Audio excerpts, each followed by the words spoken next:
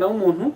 Nous prenons la Bible, dufashe Bibiliya et les dons de l'esprit de prophétie n'umwuka w'ubuhanuzi comme base de la foi, n'urufatiro rwo kwizera et de tout ce que le Seigneur veut nous enseigner, n'urufatiro rw'ibyo Uwiteka ashaka kutwigisha byose. Nous sommes donc contre la formation d'un credo, turi abanzi buwashyiraho indi ndongozi.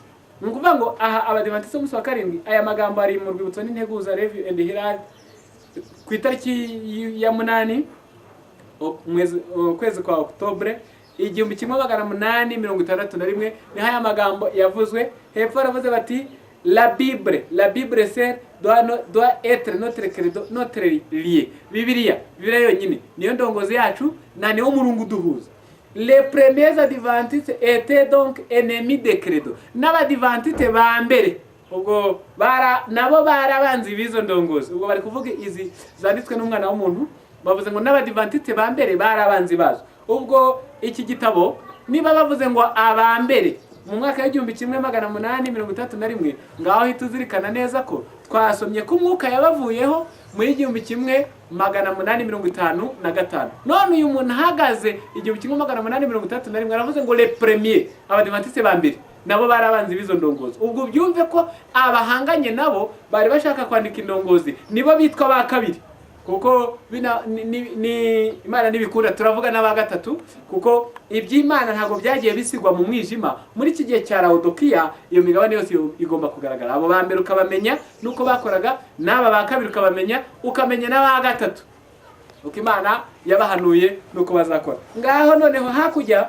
paje 113 haranditse ngo iyo abantu banditse indongozi ngo baba bashaka kwereka ushobora byose, kumukosora bamwereka icyo atakoze yagombaga gukora. Mbese yemwe murabona ushobora byose yakosorwa, kuko baravuze ngo le credo dit-il c'est en opposition directe avec la Bible. Ngo izo za kanuni ni umwanzi uhanganye na Bibiliya imbona nkubone. Rero kuri iyi ngingo ubwo ubuhakanyi burapanzwe. Habaye iminsi myinshi yenda ndabarangira abazasoma igitabo cy'indongozi y'abadivantiste b'umunsi wa karindwi iri gukora ubu edition iriho ubu.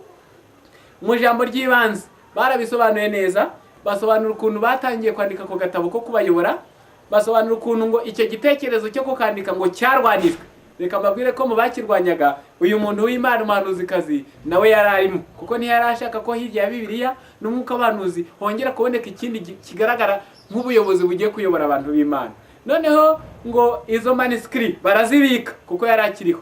Amaze gupfa mu 1915 ako gatabo baragateranya bakandika neza barakanoza, ndetse basaba na buri division kongeramwe inyongera. Niyo mpamvu bazasoma kanuni harimo n'ikigisho kivuze ngo maongezi ya division, nuvuga ngo division nayo ikajya yongeramo utwaye. Birangije kaza gusohoka ngaka akambere kasohotse ngaka ndagafite.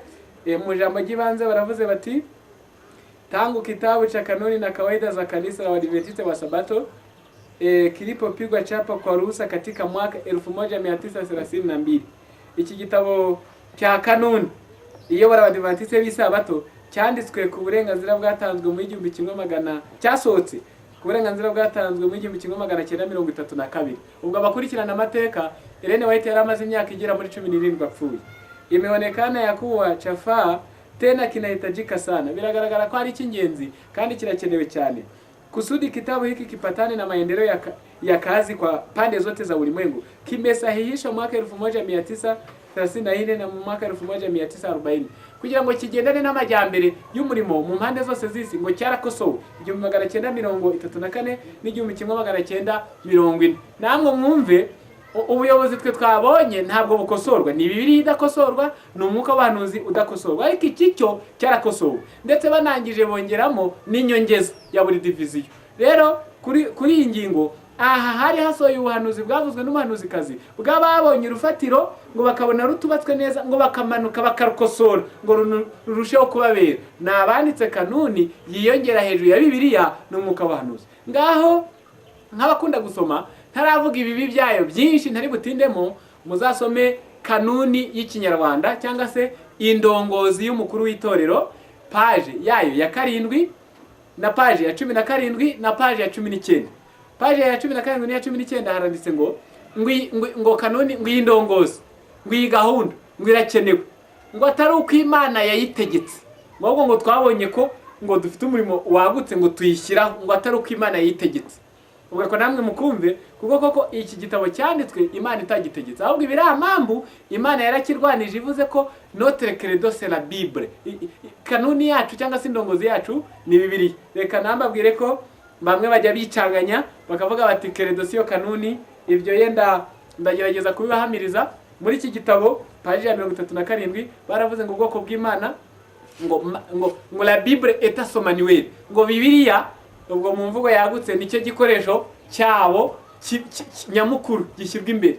Noneho hano baravuze ngo la Bible est notre credo, bati Bibiliya nanone niyo kanuni yacu. Muri tragédie paji ya 71 baravuze ngo Dieu a destiné les écritures à être les manuels de l'humanité ancienne. Imana yafashe ibyanditswe ibigira manuel y'uwaremye wese. Impamvu nkoresheje iryo jambo manuel nuko akigifaransa kitwa manuel de l'église, akicyongereza kitwa church manual, aka kitwa kanuni. Ubwo urumva ni ikintu kimwe, yaba manuel c'est la Bible ni Bibiliya, yaba credo ni Bibiliya. Ubwo nuvuga ngo mu itorero ry'Abadiventiste umunsi wa karindwi hanze ya Bibiliya nta yindi manuel tugira, hanze ya Bibiliya nta yindi credo tugira, hanze ya Bibiliya nta yindi ndongozi tugira. Ubwo nyiri ku iyo ngingo aka gatabo twasomye ngo ni umwanzi uhanganye na Bibiliya imbona nkubone, karimo ibibi byinshi byose ntabonera umwanya, ariko icy'ingenzi aka niko kabuza abantu gusenga bapfukamye, kuko Bibiliya n'umwuka abantu byemera ko umuntu wese usenga Imana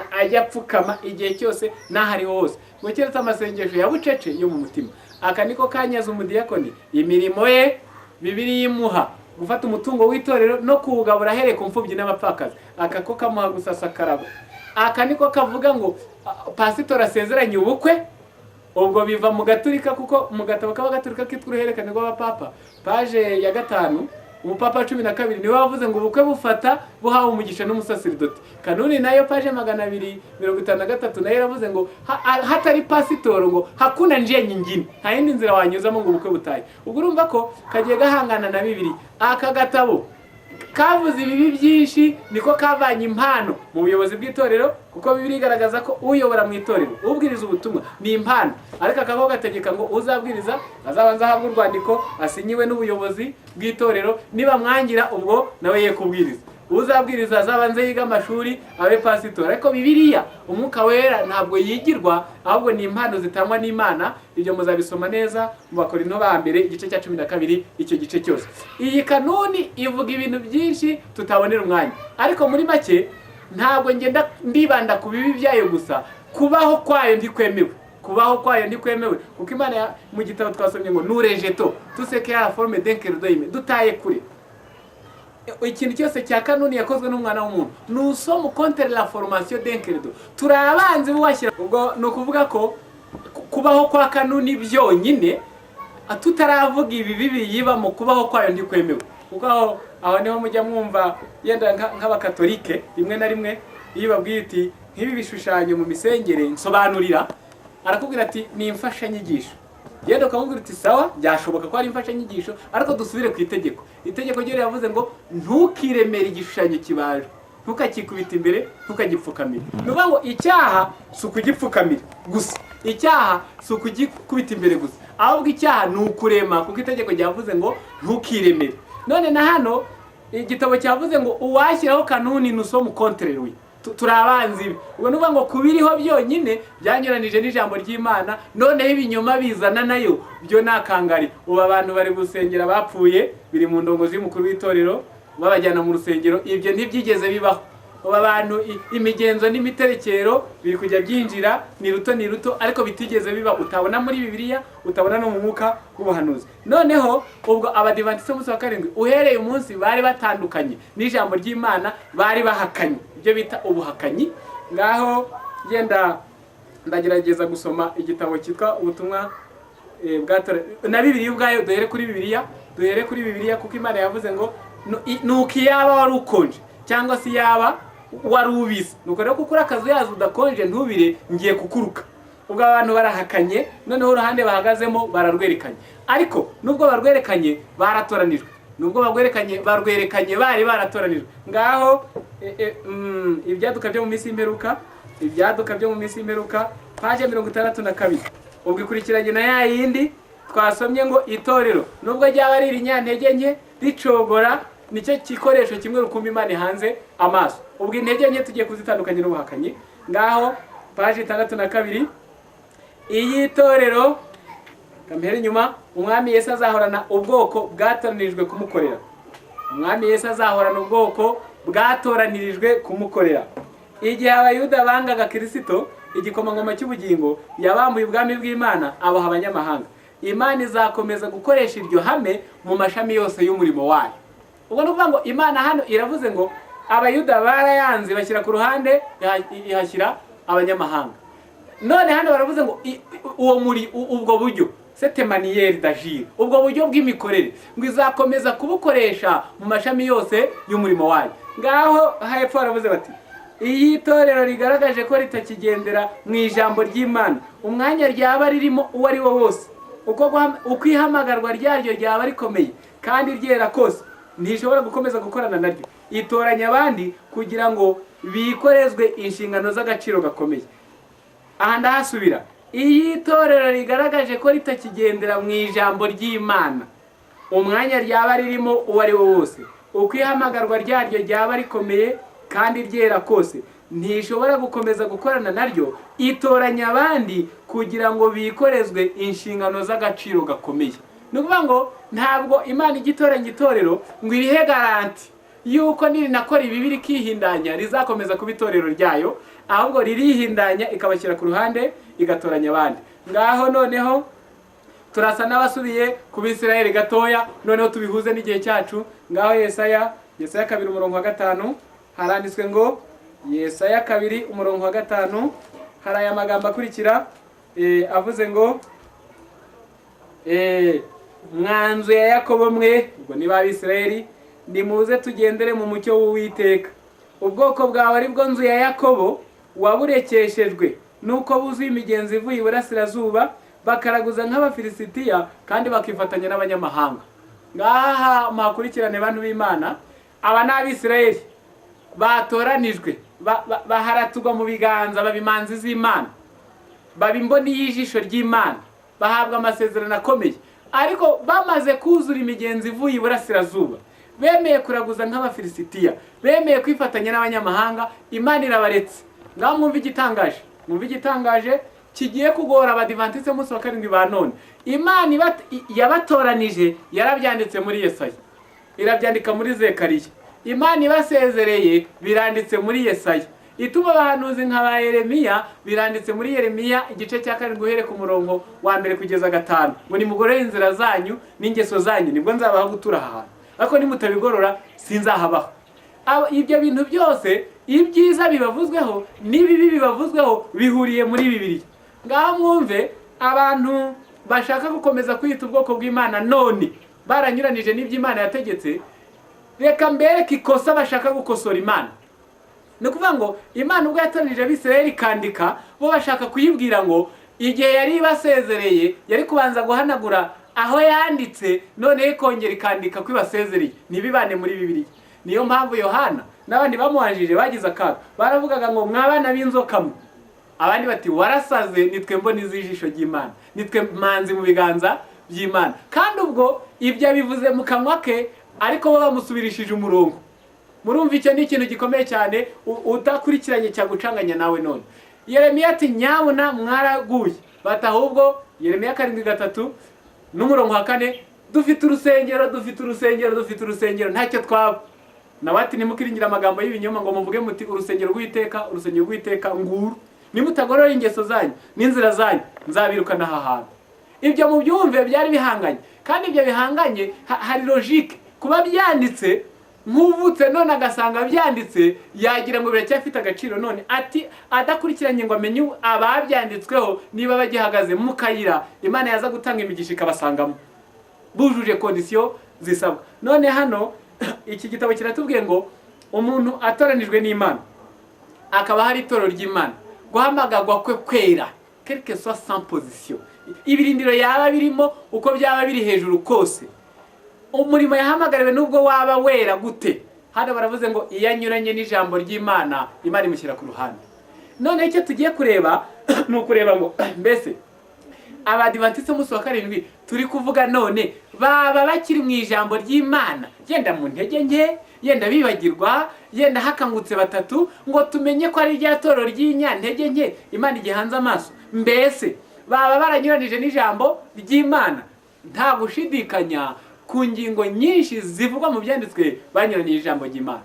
Ngaho ndabaha ingero zimwe. Kanuni turayibonye, n'ibibi biyiherekeje ni ukunyuranya n'ijambo ry'Imana. Kwihuza n'andi madini aribyo bituma itorero riba Babuloni. Ibyo byanditse mu ntambara ikomeye, page 414, page 414. Honda ndabisoma, byo ndabisoma, ibigira itorero Babuloni, kuko nicyo kintu ubu kiriho, bati ntiwite itorero Babuloni. 414. Engara nombre d'églises protestantes suivre l'exemple de Rome dans son commerce impérial avec les rois de la terre. Umubare munini w'amatorero ahakana inyigisho za Roma cyangwa se ya giprotestanti wigana Roma mu bucuruzi bwayo bw'ibizira hamwe n'abami bo mu isi. Les églises nationales, amatorero yo mu bihugu, ansarié avec les gouvernements civils, mu kwihuza na za guverinema za gisivile, puis d'autres églises. Nanone kandi kwihuza n'andi matorero aresheje la faveur du monde, ashaka ubufasha bukomotse ku isi. Le terme Babylone, ijambo Babylone, confusion, rivuze urujijo, conviviase con religieux, riba ryuzuye, niryo ribereye kwitwa icyo kintu cyita idini. Bona nubwo cyavuga ko kibwiriza ukuri n'inyigisho kibikomoye muri Bibiliya, bona nubwo byaba birimo imitwe myinshi inyuranye n'imyizerere n'inyigisho zivuguruzanya.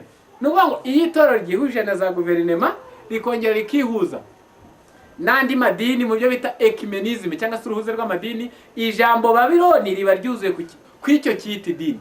Aha bavuze ngo ni ibiranga amatorero ya giprotestanti yabaye Babuloni. Ubwo iyo uvuze ibyo kuri iyi page ya 734, iyo bavuga amatorero ya giprotestanti bavugamo les anglicans, abanglikani, abepiskopali, ababatiste, methodiste, lutherienne, presbyterienne, adventiste du 7e jour etc. N'abadventiste umunsi wa karindwi n'andi. Aya niyo matorero ya giprotestanti n'andi agenda avuka. Riba Babuloni ryari gihuza na za guverinema z'isi, ryarangiza rikajya mu byo bita urwiyunge rw'amadini cyangwa se ecumenisme. Iyo icyo kibaye, iryo torero riba ribaye Babuloni. Ibyo mbabwira Abadventiste barabikoze, ndetse na Bibiliya mpuzamadini iri gusohoka mu isi. Ubu mu Rwanda mu Kinyarwanda nayo turayifite, yitwa ijambo ry'Imana. Nibira amambu umugihe andi madini atari yayikoresha cyane ku maradiyo, mu nsengero, bo bayikoresha kuruta abandi. Ni nako bimeze mu buhanuzi bwa Babyloni. Nuko uje umurinzi wari ku munara, uje kunywa nyuma, aje kuvumba, ni unywa cyane kuko asanga ibibi byinshi barabimutanze. Niyo mpamvu mubona bo barashyashyana cyane bakabikarihamo kuruta n'andi madini abimenyereye. Ibyo mvuze ntabwo ndabivuga ngo njye no kukwereka iyo biba, nawe ujye kuri tele wirebere uko biri kugenda. None icyo nshatse, ubwo bihuje n'andi madini, binyuranye n'igitabo cyitwa ubutumwa bwatoranijwe umuzingo wa kabiri, page 443, ahavuze ngo twe kwihuza n'andi madini, ngo kuko Madame itabyerekwa yaravuze ngo twe kwihuza n'andi madini, twe gufatanya n'abisi ku kantu kose. Arangije avuga ijambo rikomeye, yerekwa ibi biri kuba byo kwihuza n'andi madini, yerekwa bari kubikora. Sure no d'Adventiste du 7e jour, mu izina ry'Abadventiste umunsi wa karindwi, il m'a été montré un groupe qui recommande de ne pas trop insister sur les signes qui nous servent de bannière. Neretswa agatsiko kari gutegeka bizera ngo be gukomeza gushyira hejuru ibendera ridutandukanye, qui nous distingue, ibendera rituranga kandi ridutandukanya, car dito ce n'est pas le meilleur moyen d'assurer le succès de nos institutions. Kuko kavuze ngo ntabwo ari bwo buryo bwiza bwatuma ibigo byacu bigera ku musaruro n'umutekano. Nuvuga ngo ibigo bavuga ni ibitaro, ibigo bavuga ni amashuri, baravuze ngo bakomeje kwerereza ibendera ryabo. Ibendera ryabo nta kindi ni ubutumwa bw'abamarayika batatu, buri mu bw'abamarayika wa gatatu buvuga inyamaswa, bukavuga igishushanyo cyayo, ubupapa, amatorero ya giprotestanti n'ikimenyetso cyayo ari wo munsi w'icyumweru isigiye kuruhuka mu mwanya w'isabato yashyizweho n'Uwiteka. None baravuze ngo aka gatsika kerekwa yakeretswe kari kubuza bizera ngo mwige muvuga ibyo mudashyira mu kaga ibigo byacu. Nicyo cyatumye bajya no mu ruhuze rw'amadini. Mu gitabo cyitwa Ibamye by'itorero, Testimony y'icyongereza, volume